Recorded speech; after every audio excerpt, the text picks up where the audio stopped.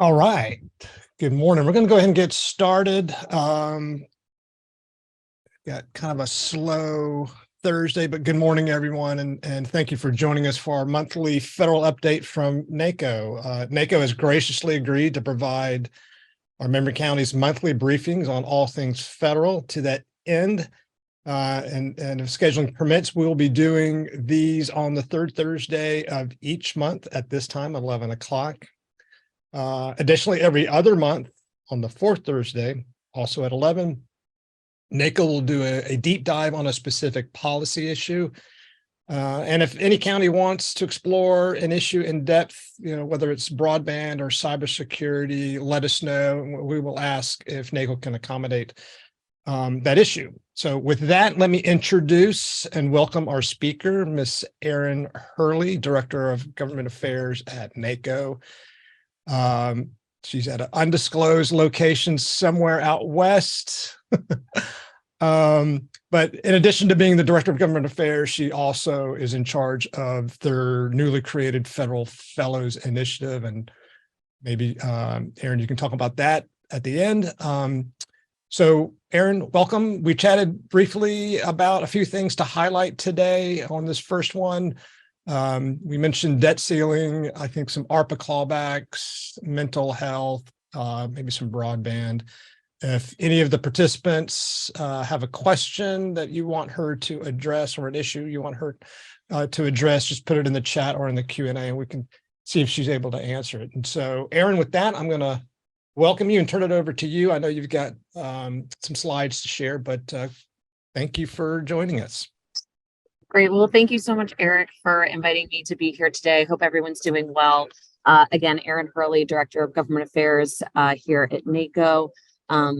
It's not that much of a disclosed location, but I'm in Washington County for our Western Interstate Region Conference. So excuse my background. But as Eric mentioned, I'm just going to go through some of the top items that NACo is tracking of significance to counties. So as you can see here, I'm going to be talking through the debt ceiling, ARPA clawbacks, mental health, the Farm Bill, and negotiations around that, and then also some updates regarding broadband permitting. So let's jump into the debt ceiling. So we know that we're less than 2 weeks away until the U.S. government could potentially default on our debt. Speaker McCarthy has indicated that it will take about 10 days for the House to actually pass a bill on the debt limit. And so that means that a deal is needed by the end of this week in order to avoid a default on our debt. As you all know, Speaker McCarthy also introduced his own debt ceiling bill, the Limit, Save, and Grow Act. That bill number is HR 2811. Does include a number of provisions that are of concern to counties. So, for example, there is a rescission of COVID-19 aid. This isn't state and local fiscal recovery funds, so you can feel good about that, but it would claw back some funding for transit, airports. Specifically, there's like a transit equity grant program that counties are eligible for that it would rescind money from as well too. Potentially the emergency rental assistance program as well. Beyond that, there would be a 22% cut in spending for the fiscal year 2024 levels. So if that's what it comes to, think of it like there will be cuts to the Community Development Block Grant.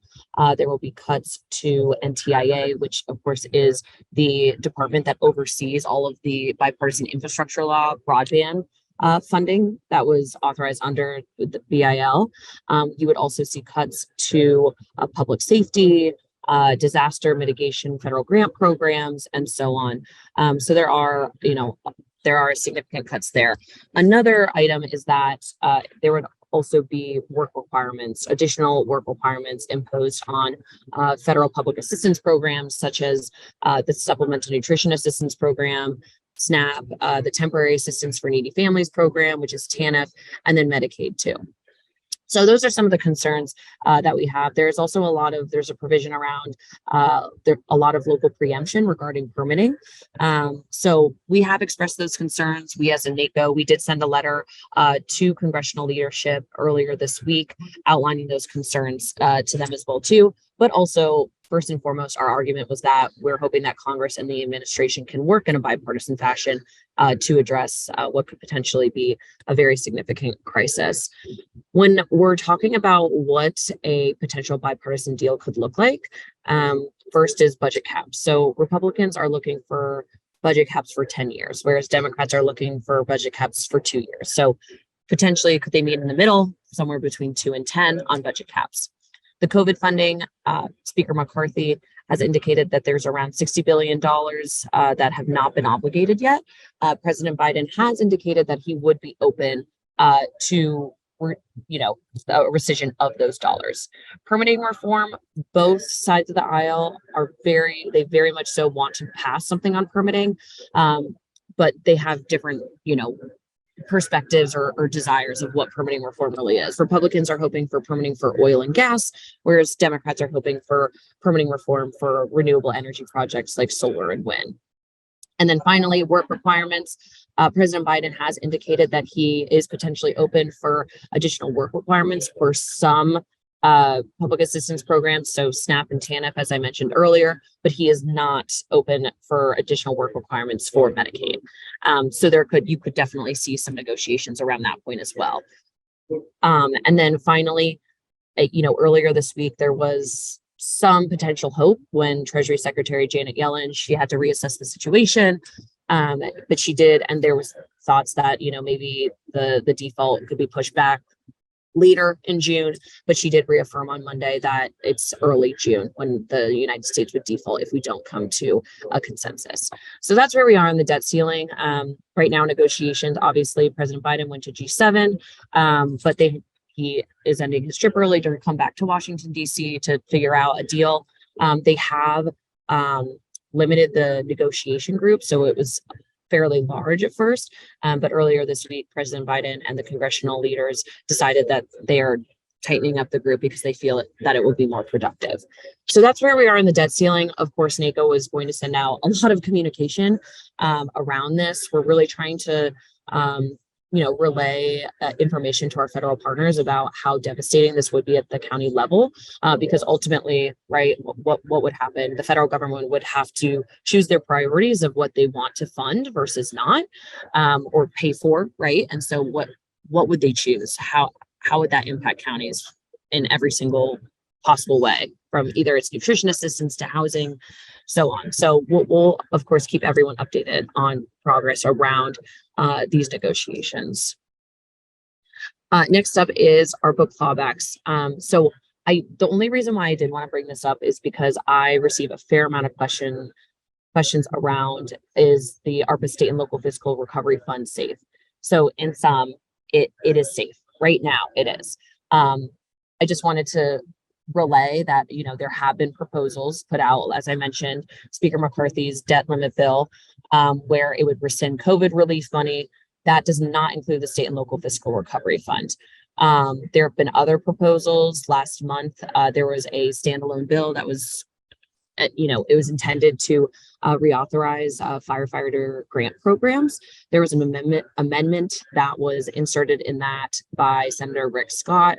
What it pretty much did is that it would direct the Treasury Secretary to identify unobligated funds and then transfer it over to FEMA. That amendment did fail. And so it was not passed. So that's kind of been the trajectory in terms of these proposals around clawing back ARPA funds.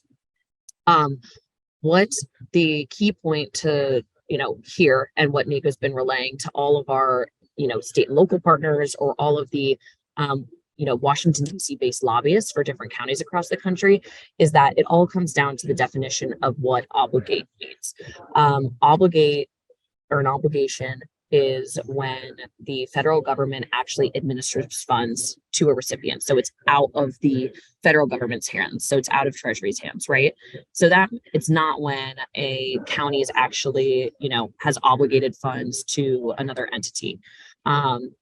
So in this definition and in this current situation, all of these state and local fiscal recovery funds or the local assistance and tribal consistency funds that were also authorized under ARPA is that they have been obligated. Treasury is obligated pretty much 100%. There are only 6 counties that didn't claim the state and local fiscal recovery fund money. There were only 2 counties that didn't claim the local assistance and tribal consistency fund money. So that those funds have been obligated. Therefore, they are safe. We are being very proactive, though, in a sense that if there are lawmakers that try to, potentially put forth proposals that would, try to claw back unobligated local level funds, that's just something that we're trying to be proactive about and say, counties are investing these funds quickly, efficiently, effectively to support our residents and communities. So we're aware of that. But that's all to say, it would be very, very, very difficult for Congress to rescind the state and local fiscal recovery funds. There would need to be legal action involved. There's a legal definition of obligation put forth by the Government Accountability Office. So just wanted to say we are good for the time being, and it would take a lot in order for funds to actually be clawed, these ARPA dollars to actually be clawed back. So moving on to mental health, this is a priority of NACo's that we've really been focused on for a number of years now, but really for the last year or so. So in terms of where we are in Washington, D.C. on this, there have been 2 bipartisan bills that have been reintroduced this congressional session, both in the House and Senate. So they're identical bills in both chambers. The first is the Reentry Act. And so what the Reentry Act does is that it would allow Medicaid to cover health services to pretrial detainees 30 days prior to their release from jail and going back into the community. The Due Process Continuity of Care Act is that what would happen is that it allows Medicaid to cover health services, again, for pretrial detainees at the option of the state. And then it also would allocate $50 million in planning grants for states and localities that are working to repeal the Medicaid inmate exclusion policy. And you all are probably aware of what the Medicaid inmate exclusion policy is, but for those who aren't familiar with it, what it is when an individual is arrested and booked into jail, they haven't been convicted of a crime, they actually lose all of their federal health benefits. And so not only is that a humane issue, whether it's, they have a physical need or a mental health need, but also counties are bearing that cost as well too. So this is like a very, very significant issue and one that NACo is really high on our priority list to amend the Medicaid inmate exclusion policy. And both of these bills would do that. Other developments around this, counties had a huge win in the fiscal year 2023 omnibus bill. It included a provision in there which gives states the option to have Medicaid coverage for juveniles with pretrial status for those health benefits. And juveniles, rather than it being 18 and under, it's actually 21 and under. So that was great, a huge win. Again, it's kind of one step into where we would like to see it going for all adults as well. In addition to that win, there was another significant win when the Department of Health and Human Services, they approved 1115 waivers that connected incarcerated individuals with community-based Medicaid providers 90 days before their release. So right now it's active in California, and then there are 14 states that are pending to receive this waiver. California, they likely won't be able to actually implement these waivers for another year or so, but NACo does plan to work with California to collect data and to collect research about and demonstrate that it's not a significant cost shift to the federal government with these waivers, right? Because that's the main argument here, that it would be a significant cost shift to the federal government if they, start covering these health services, which it really wouldn't be actually. So that's something that we're working on as well too. And there is a connection between the 1115 waivers and the Reentry Act. So why we're very happy about these waivers, but it's more an executive order, right? So say if a new administration comes in, they could easily overturn this executive order. We would no longer have the waiver option. So the Reentry Act is it's identical to those 1115 waivers. And so that's why NACo's really pushing to get the Reentry Act passed. And then I just wanted to also mention that NACo did host, we established a commission on mental health and well-being several months ago. And we did have our first fly-in just last week in Washington, D.C., where we met at the White House. We met with the Bipartisan Mental Health Caucus, and then we also met with other bipartisan congressional leaders as well, really to push the Reentry Act and Due Process Continuity of Care Act forward. Moving on to the Farm Bill. So, a lot is happening right now between the Farm Bill and the debt ceiling, to say the least. So where we are currently, so I'll start with the Senate. The Agriculture Committee Chair, Debbie Stabenow, is working with her leadership, her subcommittees. So they're hard at work, and they are trying to actually release a draft text of the 2023 Farm Bill in July. So we'll see exactly how that goes. Also, what's happening in the Senate right now, Senate Republicans are trying to rescind or claw back a lot of the funding that was allocated to the U.S. Department of Agriculture through the Inflation Reduction Act. So there are a lot of conservation programs in there. So they're looking at something like, I think it's $37 billion to claw back. Under the Inflation Reduction Act, the issue there is if they continue to push forward with that, potentially Senate Democrats could come back and try to reduce funding for different farm programs that are a key priority for Senate Republicans. So that's where negotiations are right now, but be on the lookout. Sometime in July is expected, at least for the Senate, to release their draft farm bill. In the House, there is they're a little bit more behind, to say the least, than the Senate with all of the debt ceiling negotiations that are going on. Similar to the Senate Republicans, there would also be clawback of unspent USDA funding authorized under the Inflation Reduction Act. As I mentioned earlier, the debt ceiling bill also has significant changes to SNAP eligibility and those work requirements too. So not the House Agriculture Committee or the subcommittees have actually not met to discuss the Farm Bill. As I mentioned, they're a little bit behind. So it's been, indicated in meetings with House Agriculture Committee staffers off the record that they're aiming for an August draft, or an August release date for a Farm Bill draft. So right now, what we're looking at is the Farm Bill expires September 30th of this year. So potentially, coming to a decision on the Farm Bill, it's likely that it's going to be pushed back beyond that deadline, which just means that, current funding would be as is. It would just extend that for a little bit. And likely we aren't going to get a Farm Bill until after that expiration deadline, and they're just going to push it back a little bit. I will say that, in meetings with both Senate and House Agriculture committees, we are working very closely with them. We sent a letter several months ago around our priorities for the Farm Bill.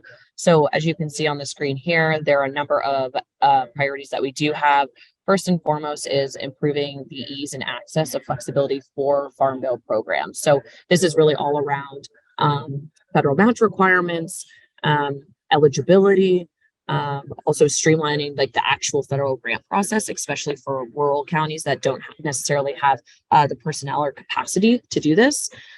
Another priority we have is to provide at least $1 billion in mandatory funding for grants-based capacity building programs for rural communities, so that funding could be spent in a very flexible manner.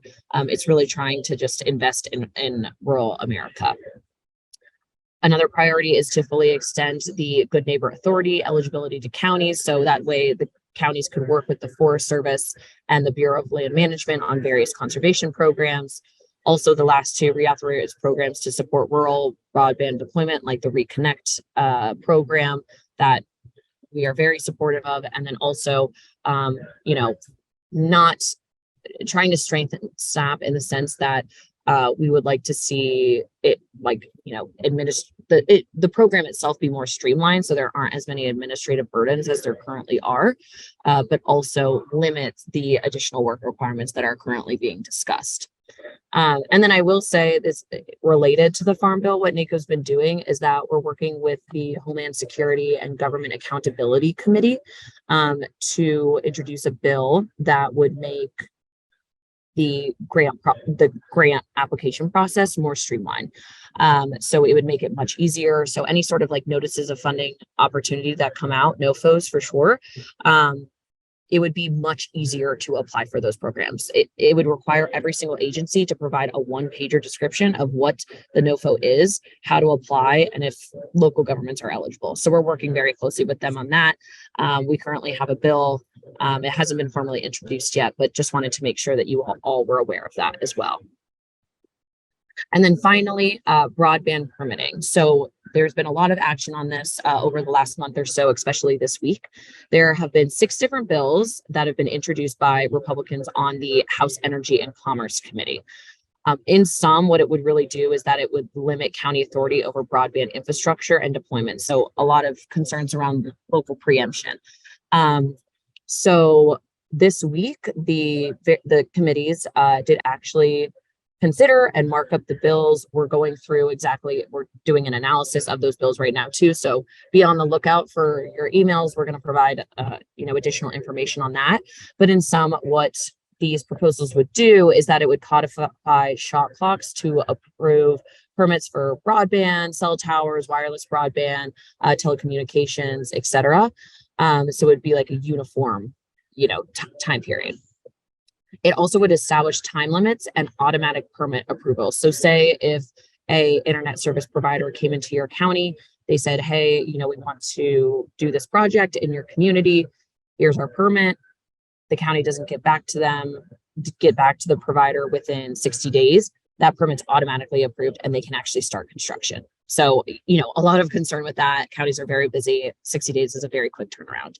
And then finally, it also establishes a right to legal action of any internet service provider if a local decision is deemed unreasonable. So it's up to the discretion of that provider. If a permit is turned down, if they feel it's unreasonable, they can actually take legal action against the county. So a lot of concerns in this, a lot of local preemption, which we are, very concerned about. NACo did provide a letter as well as met with both majority and minority House Energy and Commerce staffers to discuss actually what these impacts will be and how detrimental it actually would be to communities. We're also trying to receive additional information from the majority staff of examples of, where proposals like this have worked in different states. Some states operate under something similar to this bill. We're saying, hey, okay, well, provide us information that this is actually beneficial in other states. Whereas, it doesn't necessarily provide additional broadband or connectivity in a community than other states that don't have this as well. So, like I said, they marked up all 6 of those bills. We're looking through those right now as well. So we'll see exactly what the outcome is, but we did provide we actually provided feedback for those specific bills and that legislative text. We're also working with bipartisan senators to express our concerns with the various bills in case that they do end up passing the House. Hey, So Eryn, that can you yes. go back? Can you go back to yeah. that slide if you could still do Yes. that? These are horrible. Is there anything good in those bills? No, there's not. And we've expressed that. We went through line by line and we actually provided feedback and we provided the county impact and we provided NACo policy just saying that this is not good. It's very interesting. I will say it seems to be that there's like a larger effort in the House now. It was very similar to, there was a bill that was introduced a couple months ago that it's HR 1. It's the Lower Energy Costs Act. And what it would do is it's all around local preemption as well too, but it's for infrastructure projects. So, Yeah. Like an industry could go into a county and say, hey, we want to create this facility. And it could be like a power plant and the county wouldn't have a say in it. And it's very similar. There's like the legal action aspect in it. So there really seems to be like a sense of local preemption or a desire to do that right now. So we're really we've set up multiple meetings with House majority leadership to discuss the really detrimental impacts that it would have, not just on the county, but a lot of our residents too, right? I mean, Yeah. So yeah, we So, definitely expressed our concern. so at some point, can someone on your team send us the Yes, bill absolutely. numbers? Yes. Yeah. Um, and then, I mean, I think this is just something that we need to track. I mean, we see, sort of similar parallels, whether it is, building permits, shot clocks, and things on planning and zonings. We saw this with the 5G deployment in the state. So yeah, please provide us those, and we would like to help out where we can. On Yes. on the farm bill, Yes. I know it's almost like that's a misnomer. Like it ought to be called something else because there's so many different programs and sub-programs within the farm bill. And I know Yeah. y'all sent a letter in March. Is there anything that Florida counties can do to support that? It sounds like it's going to be sort of kicked down the road. But is there anything that we can do to help support what you guys have Yeah. already shared? Yeah. I mean, and Eric, I can definitely send you the letter again that you can share with folks. I mean, if you all would be interested in sending a similar letter to your congressional delegation outlining what your priorities are as well, I Okay, mean, that would be extremely helpful. You all have very, very close relationships with your members of Congress. So that would be extremely helpful to do that. great. And then on the debt ceiling, you had Mhm. listed, I think, four things. All right, so budget caps. It is the first time I've heard about the permitting reform. Yes. Yes. But why is that on the table as a part of So this? yeah, that's just been, it's kind of one of those things. Right. This debt ceiling bill is kind of turning into like a catch-all sort The of, right? train, And yeah. the permitting reform is just simply that, last congressional session, Senator Manchin had a proposal, Senator Capito had a proposal. This session, same thing, Manchin, Capito, Heinrich has a proposal as well too. The House had the HR1 bill that I mentioned as well too, that was all about permitting. So it's just the fact that there is a lot of appetite for this. And there is a bill out there actually that NACo is very supportive of. It's called the Builder Act. And that would pretty much just reform NEPA, the National Environmental Protection Act. It would reform NEPA so that it would be a much more seamless process to actually for counties to start these infrastructure projects. So we are very, very supportive of that. That Builder Act was part of that HR1 Lower Energy Costs Act proposal. So we did tell House Majority that we were very supportive of Builder. Just the other local preemption portions of that bill, we were not. But we actually said in our letter that we sent to the Hill that we were supportive of Builder and its inclusion in the debt ceiling package. Well, we do not want to keep you very much longer. I know you're at a secret location at a conference, but let me ask you this. I mean, after the budget it looks like they're talking on very optimistically, at least in the media, about the debt ceiling. Yes. Let's say they've Yes. resolved that issue. You've got, based on the leadership on the House side and then the leadership in the Senate side. I mean, is there going forward, do you see them being able to really reach consensus on some of the key issues that you've highlighted and that are important Yeah. to counties, or is it going to be just stalemate? Mm-mm. I mean, that's difficult to say. I mean, it could go either way, if I'm being totally transparent. I wish I had a crystal ball, but I will say that there are a few items that we know that have very, very significant bipartisan support. I mean, permitting reform. If it doesn't get into this debt ceiling bill, we know that that is absolutely something that they want to work on. We also know mental health, those bills, that the two bills that I mentioned, Reentry Act and the Due Process of Continuity of Care Act, those have a ton of bipartisan support. And mental health is no longer a partisan topic anymore, right? I mean, it's a fact. Right. It's a crisis in our nation. So we feel very, very optimistic that those two bills can move forward. Every single day we get more co-sponsors, Democrat, Republican, you name it. So we do feel very optimistic about that. Other bills that have large bipartisan support as well too. I'm forgetting the exact name, but it is around disaster and payments to individuals, I believe, that have experienced natural disasters, and it's with FEMA. So that's something that NACo was able to, get a Republican co-sponsor on that, and we're continuing to get additional Republican and Democrat co-sponsors too. And then finally, I think we'll potentially make some headway. This has been a priority for NACo for a long time. Restore the partnership, which is pretty much what it does, is that it would restart a council that is made up of federal, state, and local officials that would kind of oversee various legislation and regulations that would impact counties. That's something that's actually being introduced. I think in probably 2 hours or so. And that's something that we're very much working on. And we feel optimistic about that as well too. So, I think that there are definitely some areas of consensus that we're hopeful for. Good. That's encouraging. Very last thing is earmarks. Yes. I think y'all are going to do some training upcoming pretty soon. And can you talk about that? Yes. It's next Tuesday.